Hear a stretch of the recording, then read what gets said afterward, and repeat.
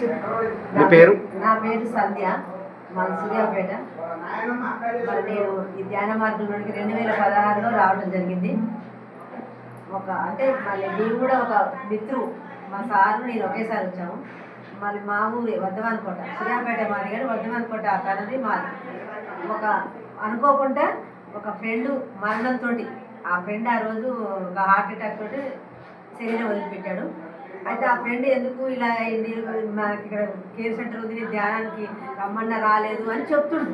అలా చెప్పడం ద్వారానే మా సార్ ఎక్కడ ఏంటిది అని అడిగింది. ఆయన ఏంటిది అంటే, ఓహో ఇట్లా పిరమిడ్ ఉంటుంది, ఇట్లా అలా పిరమిడ్స్ ఉంటాయి, ధ్యానం చేసుకోవచ్చు అని వెంబడే చూపించింది సెంటర్.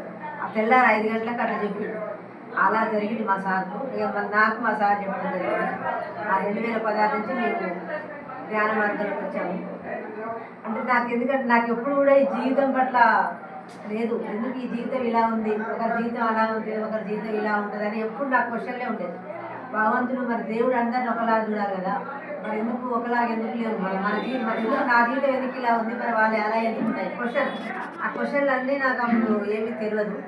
ఎప్పుడైతే నేను ఈ ధ్యానంలోకి వచ్చానో అప్పుడు నాకు ఏమైందంటే, నాకు అసలు ధ్యానం సారు ధ్యాన చేయడం కూడా నాకు 2 నెలలకు అందింది.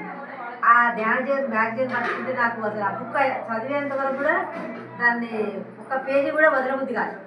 ఏదో లోపల చదవాలి అంతే, ఇంకేముంది, ఇంకో పేజీలో ఏముంది, ఇంకేముంది, అంతా చదివేశాను. అసలు ఫస్ట్ నాకు నా చేతికి అందిన బుక్ మొత్తం కూడా కంప్లీట్ చేశాను. అలానే రోజు ధ్యానం చేసుకుంటూ ఉన్నాను. మరి నాకు సజ్జన సాంగత్యం అంటే చాలా ఇష్టం. అక్కడ ఒక టీచర్ ఉండేది, శేషగిరి సార్ అని, సూర్యాపేట మా కేర్ సెంటర్ ఉండేది. తను ఇట్లనే వాళ్ళ ఇంట్లో చేసిన సాంగత్యం. నేను ఒక బుక్ కోసం ఒక మేడం దగ్గరికి పోతే, ఆ సార్ ఇంట్లో రోజు సాయంత్రం ఇట్లా ధ్యానం చేస్తున్నాము అని చెప్పింది. నేను కూడా వెళ్ళాను అలానే. అట్లా రోజు ధ్యానము ఇట్లా సజ్జన సాంగత్యం. అతి సార్ పుస్తకాలు ఆ సార్ నాకు చెప్పి చిన్న బుక్స్ చదవండి మేడం బాగుంటాయి అన్నారు. ఫస్ట్ నేను ఆధ్యాత్మిక శాస్త్రము, సార్ యొక్క యోగ పరంపర, ముక్తి మార్గము, ఇవన్నీ నేను చదివినాను. నాకు ఏదో గురువు మాట మీద అసలు అసలు అదే ఎందుకంటే అది ఏది చదివినా ఏది వింటున్నా అది ఏదో నాకు అంత ఎప్పుడూ పోనందని ఆనందం అన్నట్టు. నాకు ఈ మార్గంలో రాగానే అసలు ఆనందం అన్న సంగతి కూడా నాకు సంవత్సరం అసలు సంతోషానికి ఆనందానికి కూడా మనకు అప్పుడు డెఫినెట్ వెళ్ళదు. కానీ ఏదో పొందుతున్నా. వదిలిపెట్టకుండా సెంటర్కి ప్రతిరోజు నేను కేర్ సెంటర్కి మాత్రం నేను రోజు వెళ్ళేదాన్ని, ధ్యానానికి వెళ్ళేదాన్ని. మరి ఇట్లా నేను ధ్యానం చేసుకుంటూ మరి స్వాధ్యాయం చేసేదాన్ని. ఎప్పుడు కలిసారు? పత్రిసారి నాకు తుంగతుర్తిలో కలగడం జరిగింది. ఏ సంవత్సరం? ఆ 2016. అప్పుడు ఫస్ట్ టైం వాటిని చూసినప్పుడు ఎలాంటి భావన కలిగింది? నాకు అసలు ఏమనిపిస్తుంది అంటే, ఫస్ట్ మేము ఇట్లా అందరు ధ్యాన మార్గం పోతుంటే వాళ్ళు ఏమని ధ్యానాన్ని వాళ్ళు చెప్పుకునేది, నాకు కలర్స్ కనిపిస్తున్నాయి అంటుంటే నాకు ఏమనిపిస్తుంది, అప్పుడు ధ్యానం ఏదో కళ్ళు మూసుకుంటుంటే శ్వాసం గమనించుకుంటూ అది ఏమీ తెలుసలేదు. ఫస్ట్ కొత్తలా ఏంది వీళ్ళందరూ ఇలా అది కనిపిస్తుంది ఇది కనిపిస్తుంది అంటున్నారు, మరి నాకు ఏది ఎట్లా అని నేను నా లోపల నేను అనుకుంటున్నాను. ఎప్పుడైతే నేను తుంగతుర్తిలో సార్ వస్తుందంటే వెళ్ళాను. ఆ 10 నిమిషాలు ధ్యానం చేయించింది సారు. 10 నిమిషాల ధ్యానంలో నాకు మంచి ఇట్లా బ్లూ కలర్ అనిపించింది. అబ్బాయి రోజు తినమన్న ఊక వీళ్ళందరూ అంటున్నారు, వీళ్ళ అనుభవం అబ్బా ఇదా అసలు అనుభవం అంటే అని మనకి బయట ఎక్కడ కనిపించవు, అది ఒక మాట ఉంటాయి కదా కలర్స్. అది నాకు ఫస్ట్ సార్ గురువుగారి సాంగత్యంలో ధ్యానంలో నేను పొందిన ఇక ఇదా అని అట్లా అనుకున్నాను. కానీ నేను గురువుగారితో శేఖరణ తీసుకోవటము వచ్చినప్పుడల్లా ఇదే జరిగింది. కానీ నిజంగా మాట్లాడటం అనేది నేను మాట్లాడలేదు. నేను ఏమనుకున్నానంటే, మా పిరమిడ్ నిర్మాణం జరిగింది అప్పుడే, పెద్ద పిరమిడ్ శివసాయి పిరమిడ్. అప్పుడు అనుకున్న ఒక పెట్టుకున్న నేను కూడా పోను. ఆ పిరమిడ్ నిర్మాణం అయ్యేసరికి శ్రీకృష్ణామృతం బుక్ వచ్చింది సార్ రాసిండు. భగవద్గీత నేను విద్యానంద ప్రకాష్ గారు 700 శ్లోకాలు చదివిన. నాకు ఎందుకు చదివినంటే, ప్రతిసారి స్పీచ్లు ఏది విన్నా కానీ సార్ ఏమంటారంటే భగవద్గీత అని చెప్తుంది.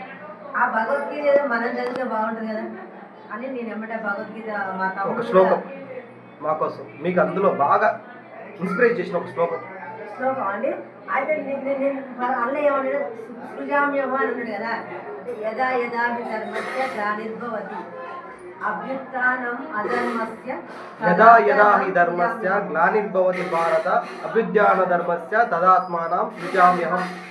అంటే నాకేమన్నా సృజామ్యహం అంటే అక్కడ ఏం చెప్పిందంటే, గొప్ప గొప్ప వాళ్ళు పరమాత్మ స్థితిలో వస్తున్నారు. ఎప్పుడైనా కానీ అధర్మం పెట్టుకున్నప్పుడు ధర్మాన్ని కోసం వస్తుంది. కానీ మామూలు సహజమైన ఒక ఆత్మ తనను తాను ఉద్ధరించుకుంటూ వస్తుంది.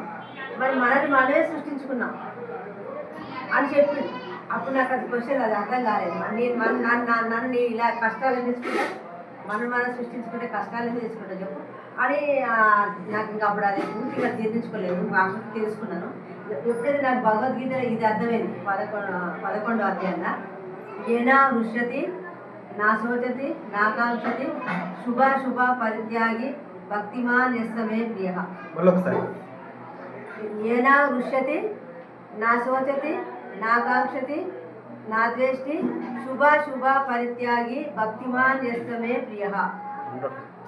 అది ఇక్కడ నాకు ఏమర్థమైందంటే శుభ అశుభ పరిత్యాగి. శుభ అశుభ పరిత్యాగి. పాపము లేదు పుణ్యము లేదు, పాపము సంఖ్యలే పుణ్యము సంఖ్యలే, అసలు మరి మంచి లేదు చెడు లేదు. ఎస్. ఇక్కడ నాకు బాగా ఇక్కడ ఏమర్థమైందంటే ఏనా వృష్యతి ఎవడైతే సంతోషింపబడడో అంటే ఈ చూడండి, ఇప్పుడు నేను ఒక ఇల్లు కట్టుకున్నా సంతోషిస్తాను. ఎంతసేపు ఉంటుందో సంతోషం ఉండదు. అంటే ఏది వచ్చినా మన జీవితంలో ఏది వచ్చినా కానీ మనం పొంగిపోతాం. మనకు వచ్చిందని పొంగిపోతాం. మరి బాధ మళ్ళీ ఏమంటుంటే నా ద్వేషం. ఎందుకంటే మనం వాళ్ళకున్నది వీళ్ళకున్నది కానీ మనమేమి వాళ్ళ మీద ద్వేషం ఉండదు. ఆ ద్వేషం ఉండొద్దు అంటున్నాం, మనకు పొంగిపోతాం, మళ్ళీ పొంగిపోతాం. ఎందుకు ఏడవాలి? ఏడుపు వచ్చినా కూడా ఏడవాలి, ఏడితే అయిపోతుంది. అంటే ఏడవాలి కరెక్టే. కానీ ఇక్కడ ఏమిటంటే మనం ఏడుపు ఇంకా దుఃఖిస్తున్నాం.